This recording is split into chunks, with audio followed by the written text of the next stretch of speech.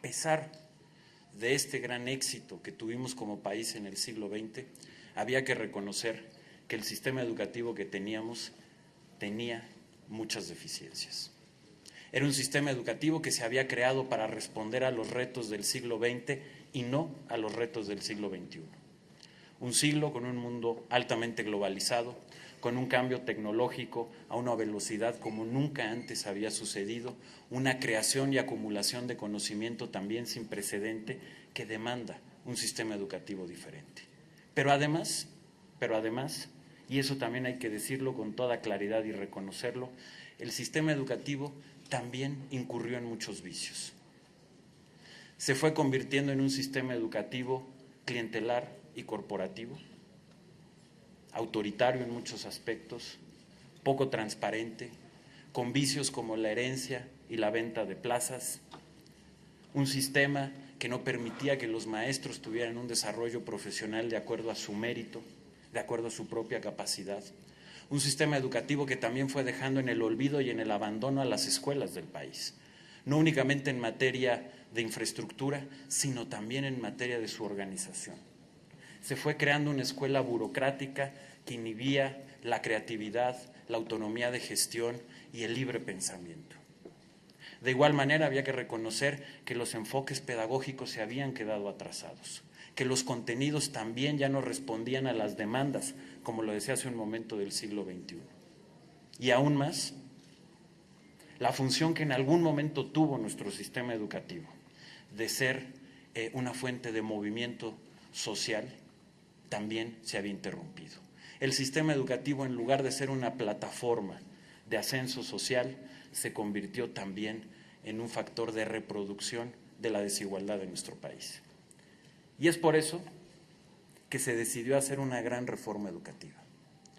Una gran reforma educativa que se logró con amplios consensos o con una amplia mayoría en el Senado de la República, aquí en la Cámara de Diputados, en los congresos locales, y que nos permitió tener un marco jurídico para poder transformar esa realidad. Lo primero y lo esencial, que puede parecer extraño, pero era la realidad, aquel sistema educativo olvidó su misión principal, las niñas y los niños.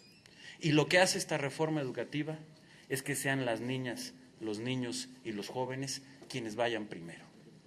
Y por eso se hizo una modificación al artículo 3, que da el derecho a una educación de calidad, un derecho que tienen las niñas, los niños y los jóvenes, y que la Suprema Corte de Justicia ha dicho ya que es el derecho supremo en materia educativa. No hay ningún otro derecho por encima del que tienen las niñas y los niños. Y bajo ese principio, bajo el principio de que las niñas y los niños son primero, inició una reestructuración de nuestro sistema educativo. Diputadas y diputados, este trabajo, esta transformación de fondo que estamos haciendo del sistema educativo es una oportunidad única e histórica. Son muy pocas veces en la historia, no solo de nuestro país, sino de cualquier otra nación, que una generación tiene la oportunidad de poder hacer un cambio tan importante, tan profundo y tan trascendental en lo más importante que puede tener una sociedad, su educación. El cambio que hoy estamos haciendo es un cambio que pone a los niños, a las niñas y a los jóvenes primero, porque ellos deben de ser primero.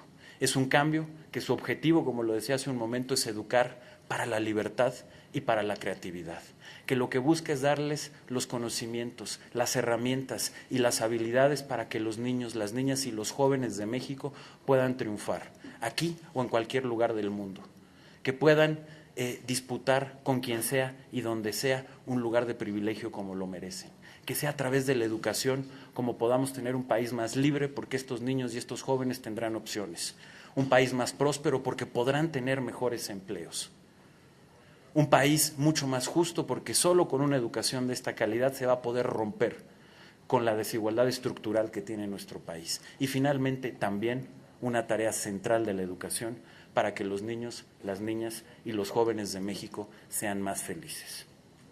En ese cambio estamos y por supuesto hoy estoy aquí a sus órdenes para poder responder todas las preguntas que tengan. Muchas gracias.